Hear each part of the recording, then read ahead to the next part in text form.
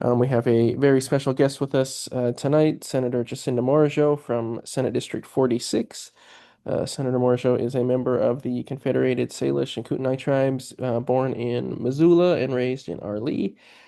She was elected in 2024 to the Montana State Senate and earned her degree in psychology and Native American studies from the University of Montana in Missoula and has a background in nonprofit communications, education, and community service. Jacinda, thank you for joining us tonight. We'll hop right in and just kind of start with what made you decide to run for office and did you feel ready when you finally did decide to run? Well, hello everyone. Welcome. Thank you for having me. I would say what I was somewhat recruited. I honestly thought I was going to make a run for tribal council before I went to the legislature, because I still have the dream and the goal to serve on tribal council. But because of redistricting, which happens every census, the the district that I serve in right now, SD 46, is about half of my reservation, about half of the Flathead Reservation. So, you know, representation matters, hashtag representation matters is something that's been in our world for many years. And I thought it was really important to step up and serve in a different role than the prior service that I've ever done. I've never been,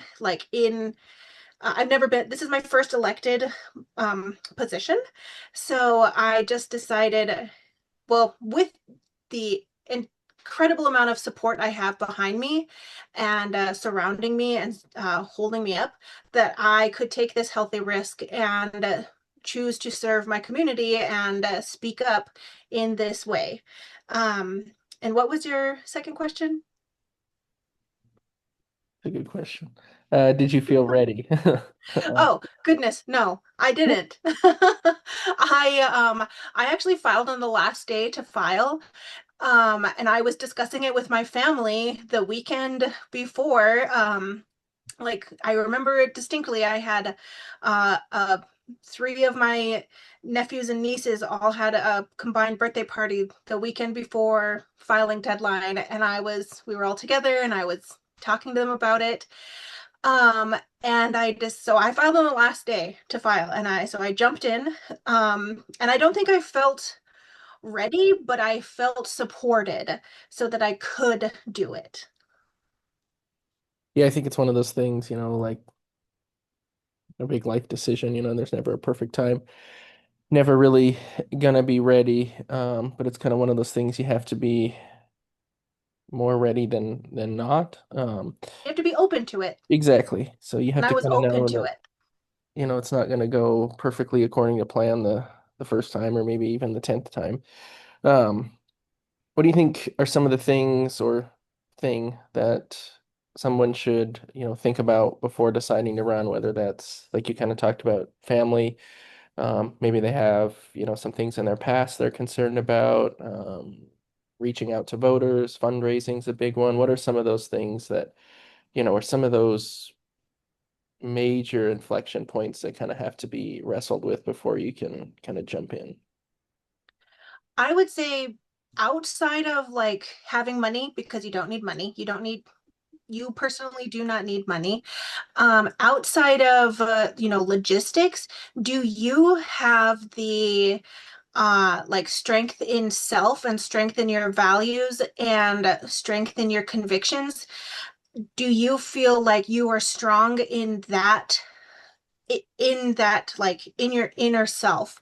And I don't even mean your like speaking voice. Like I don't mean, are you a good public speaker, or have you testified before? Have you been the public face of any of the causes you may champion? I mean, internally, do you have that internal fortitude?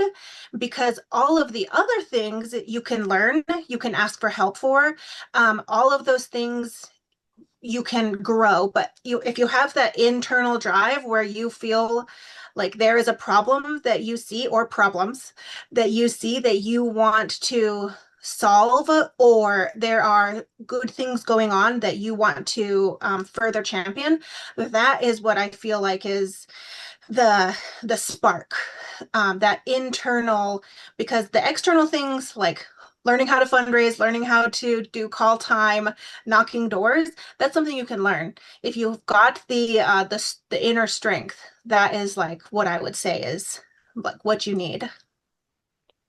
So to follow up on something that I think a lot of people would be interested in, you mentioned you don't personally need money. In some campaigns, you don't need a lot of donations either. So, whether or not somebody gets a lot of donations in some races can, impact their ability to be competitive in their race. But what's something that all candidates can do regardless of the competitiveness of their race if they don't have a lot of money or resources?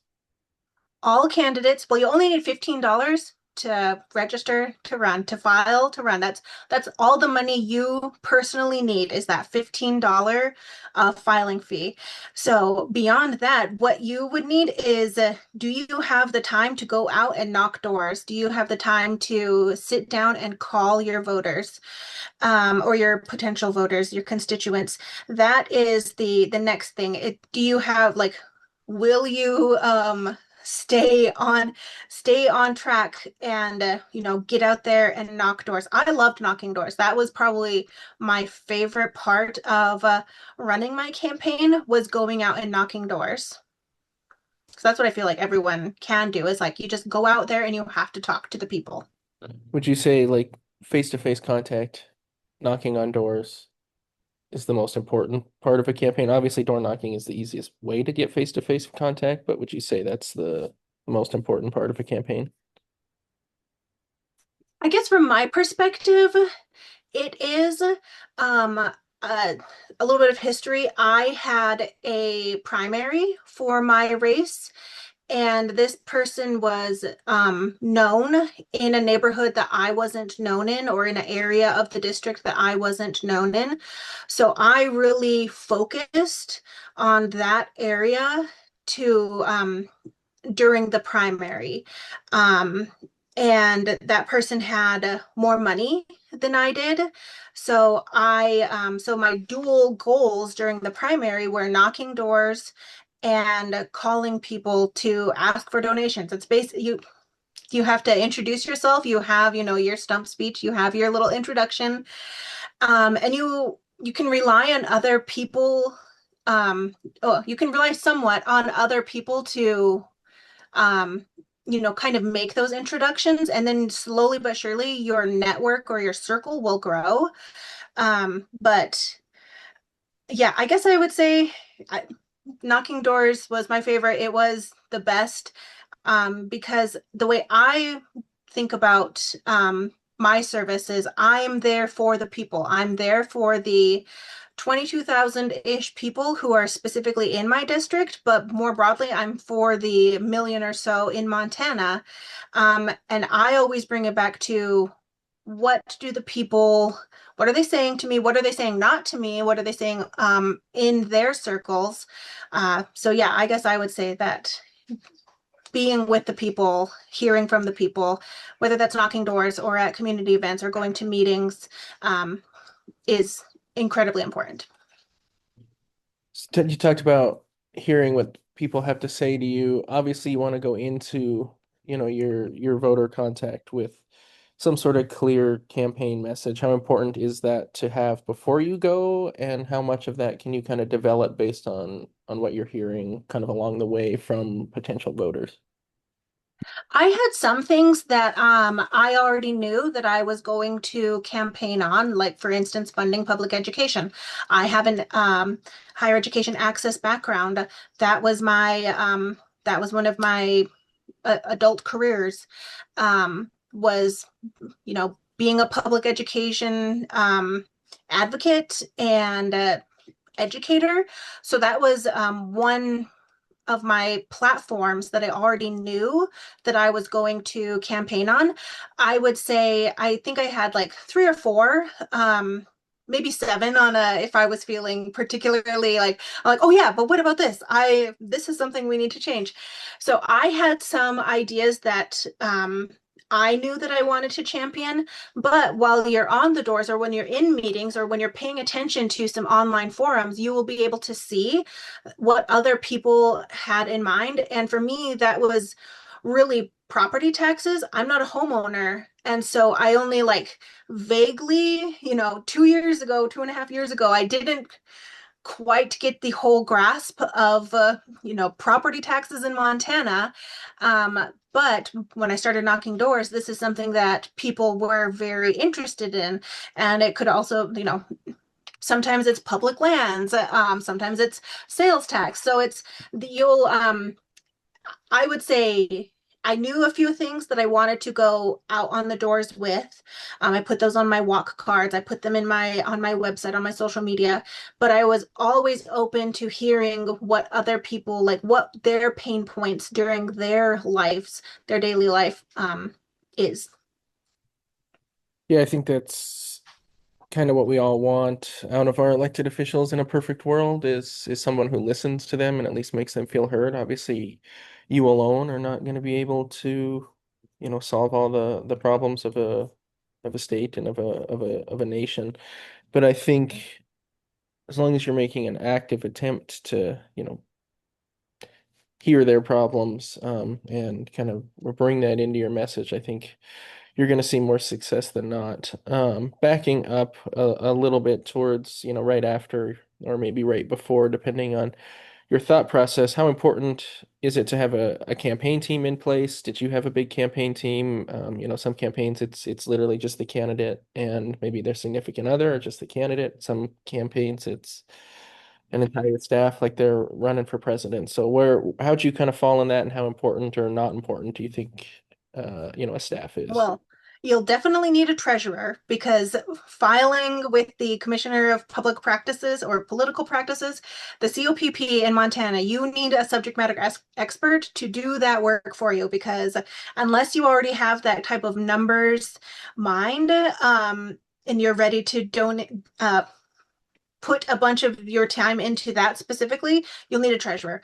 Right off the bat, everyone I think needs a treasurer. I think you actually have to have a treasurer to file, but you need that person. You'll have a close relationship with that person to get all of your stuff done. I personally hired a campaign manager, and I paid for that person out of my fundraising because I had a primary and I filed so late. I filed on the last day. So I had a very fast 3 months between filing deadline and the primary election to get my campaign out there. So I used a campaign manager, but I know people who have had primaries who haven't needed a campaign manager.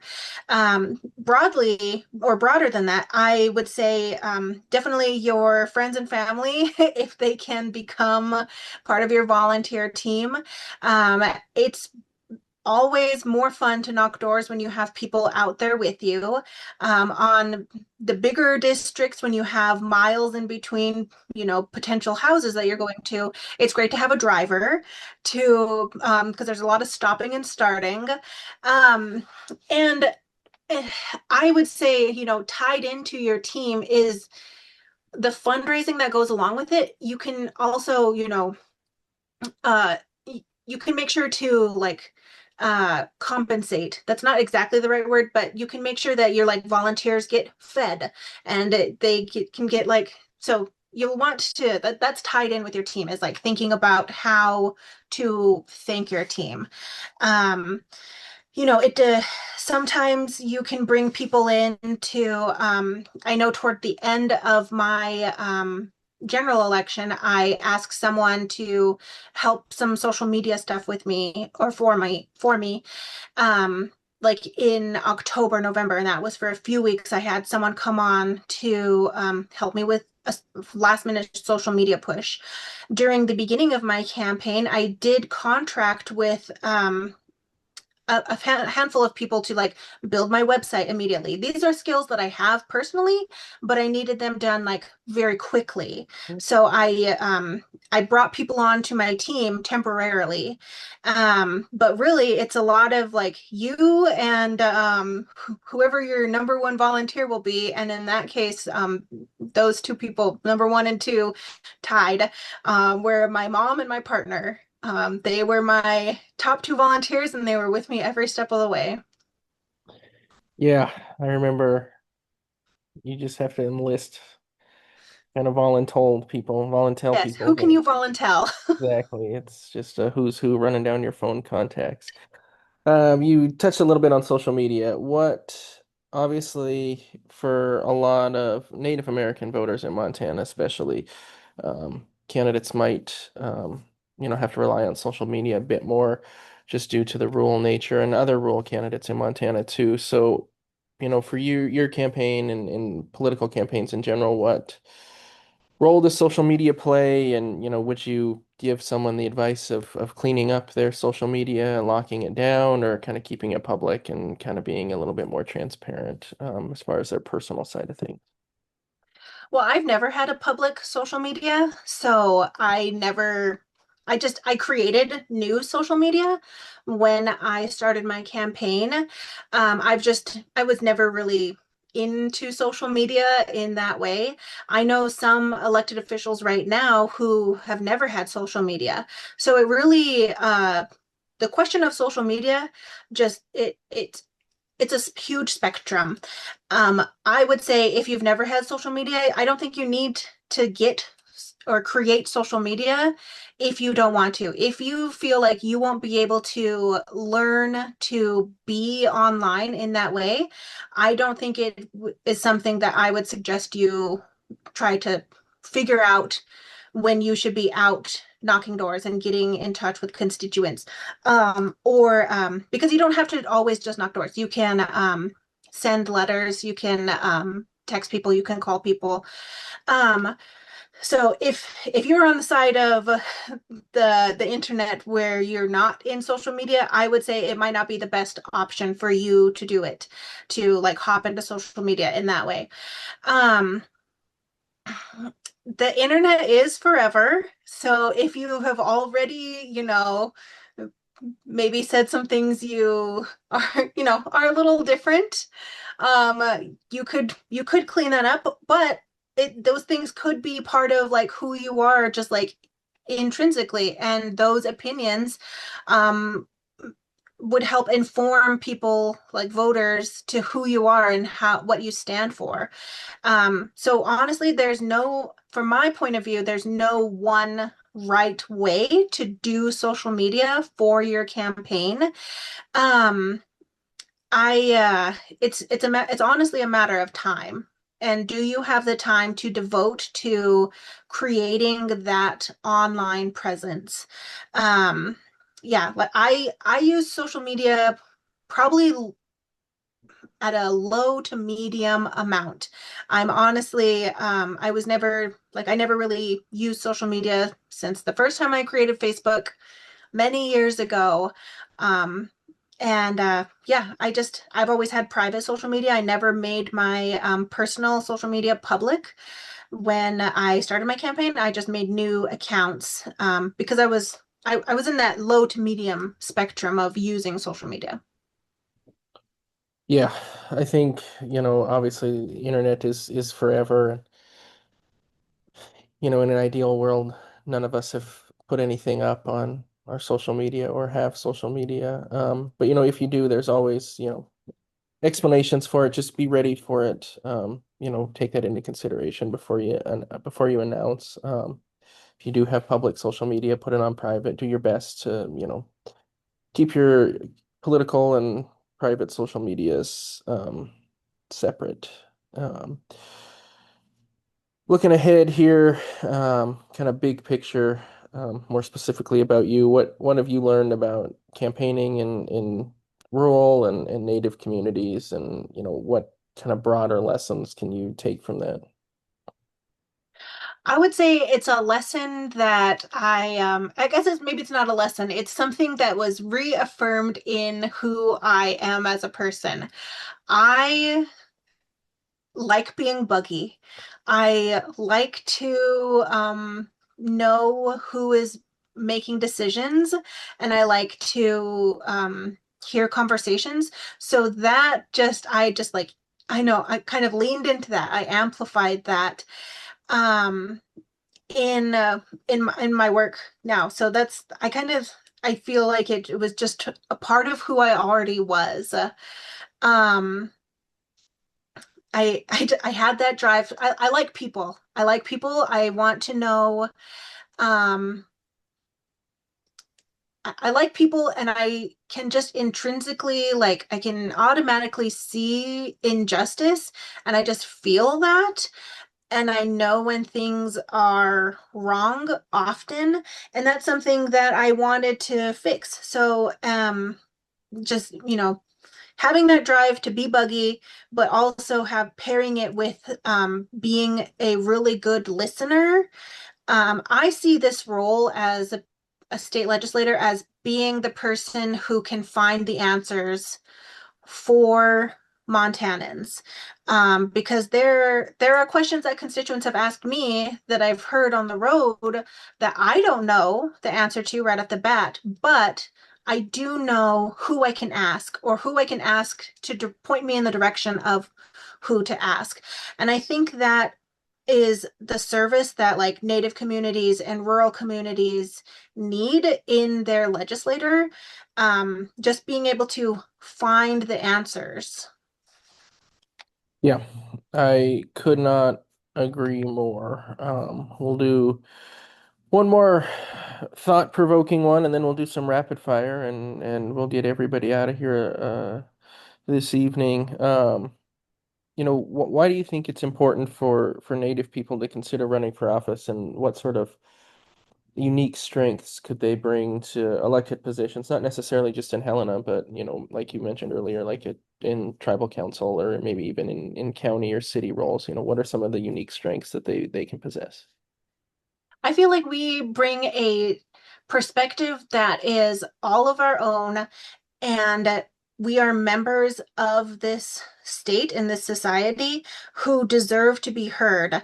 For the first time in the 2025 session, the Native American Caucus, the Montana American Indian Caucus, reached parity with our state. So we were about 6.7% or 7% of the entire elected body, and that's about what Native people are in Montana. So we were able to, that's a significant caucus.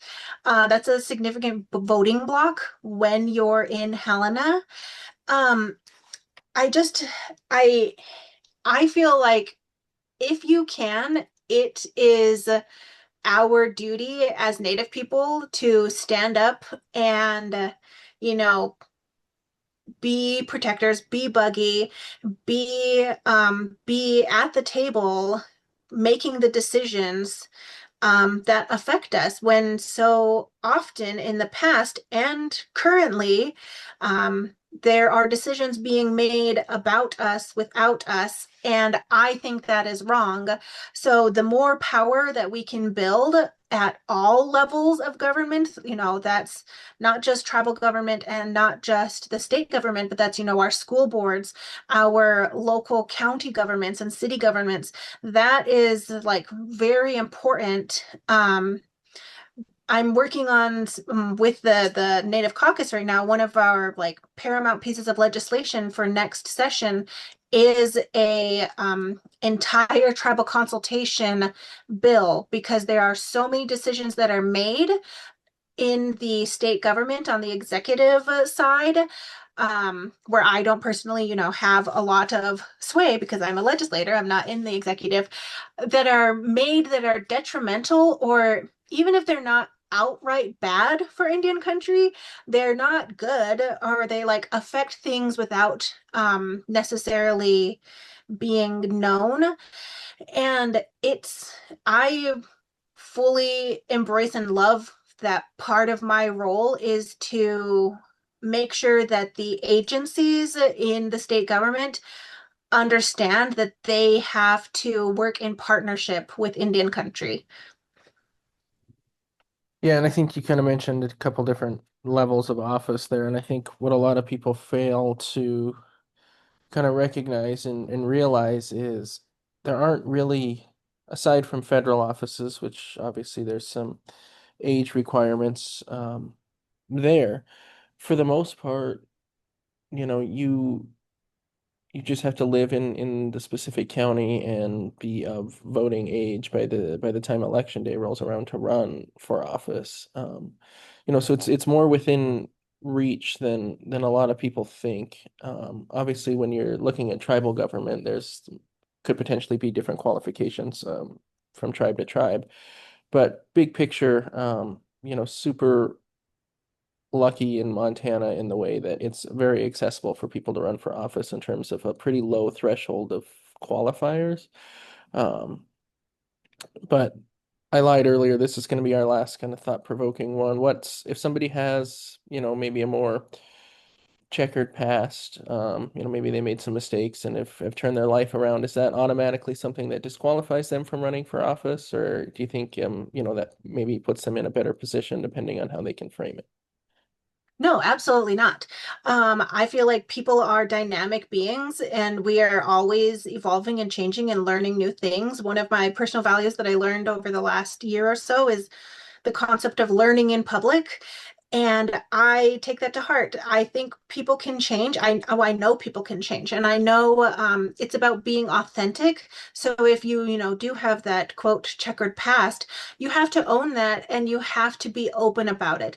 The worst, not the worst, a bad mistake would be to try to hide something that could come out later and hurt you. You have to be honest with the public because it's there's a lot of the beyond the basics would be there's a lot of moving pieces to government and running a political campaign, but you can stem missteps by being honest at the very beginning. Yeah, I think that especially now in the political climate we're in now, past mistakes clearly don't disqualify you from running for any office. So I would not let that hold anybody back. For those of you on Facebook and on Zoom, last couple minutes here to get your questions in the chat. If as we kind of wrap up here, we're gonna do just a couple rapid fire questions super fast. And if you have any questions, throw them in the chat. If not, we will kind of let Senator Morigeau go. First one, just quickly, what's the difference between state office, local office, tribal office, succinctly as possible? It's about jurisdiction and where your decisions are actually affecting. So, as a statewide senator, I can change the law in Montana. If I were to say a local county commissioner, my jurisdiction would be only making change specifically in my county. And if you're a tribal elected official, you're making decisions. Well, that one's a little bit more gray because you can make decisions in the tribe, but also up to the federal. But it's about jurisdiction. Yeah, and I think, like I said earlier, qualifications for those kind of vary, but for the most part, all of them, voting age by the next election. So if you're 17, right now, but you'll turn 18 on November 1st and election day is November 2nd, you're good to run for that position for the most part. Aside from federal offices where there's a higher age threshold, but um, I think, do you have to have like a degree in Native American studies to run for tribal office, or do you have to have a political science degree to run for state legislature? Like, is that something that you thought you had? Obviously, you have one of those things, but do you think that's something that is a must have in order to run for office? Nope. It goes back to, do you have the fortitude in yourself to bring ideas forward? Is there a problem you want to see changed? You don't need you don't need degrees, you don't need advanced degrees. I don't have an advanced degree. It's about, do you feel like you have the power to stand up to, I'll say the haters. That's oftentimes what they are. Um, do you both, I think, state parties offer, candidate trainings, things like that, or, do you classes, things to kind of help you get ready, if you are elected? Is that something that, you have to do, that you're forced to do, that you have to pay for, or is it just kind of something that, the state party or your local county party will kind of help guide you through? Um, There's a lot of guidance locally. I didn't take any pre-training. I know there are some specific native trainings available. I didn't take any of those because I declared the last day. So I did get I was part of a cohort um, for brand new brand new candidates, kind of about just, kind of some of the basics, developing your message, one of those things. But that was from a local state organization that reached out to me and made that happen. I would say reach out to whoever your local central committee is, or the one, even if there's not one directly in your county, the one that's closest to your county, do that and reach out. And because there are people who want to help candidates, there is a lot of support out there for candidates, especially new candidates. Yeah, there's help out there. yeah, and I think the most important one that we'll save here for last is, I guess, two. Most important one is, obviously, as a minority running for office in Montana, you're more than likely going to run up against some, folks who maybe don't view that as a strength, or maybe view it as a disqualifier, right away. How do you kind of prepare yourself for those kinds of things, happening while you're campaigning? I To get really real, I was preparing myself for the racism that I thought I was going to face in Helena, but it was honestly the sexism that was bigger for me. Sorry, the sun. It and that I wasn't prepared for, but I am taking steps now that I've, been in this position for a year and a half or so, to build up my circle of support, specifically to combat the sexism. Yeah, that's certainly one I didn't have to deal with, but obviously it's a very real thing. Once you were uh, elected, what's the one thing that surprised you the most, from election day up and up through the end of the session? I would say I was surprised by how how okay, originally I was intimidated by reading draft bill language. But after you read a few of them, you'll get into the pattern of understanding them, and that was surprisingly much more accessible than I thought it was going to be. That was actually understanding draft bill language was something that I was really worried about pre swearing in day. But once I got in there and I started doing the work, I picked it up, and um, I was really proud of myself. And I was surprised by how quickly I picked that up.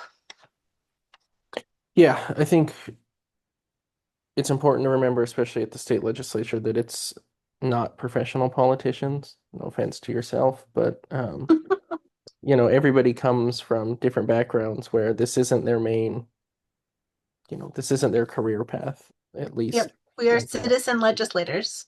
So everybody's kind of learning. Yes, you're going to have, legislators who have been in there a few extra sessions than you, but, I'd say a lot of them are still learning by the time they're termed out.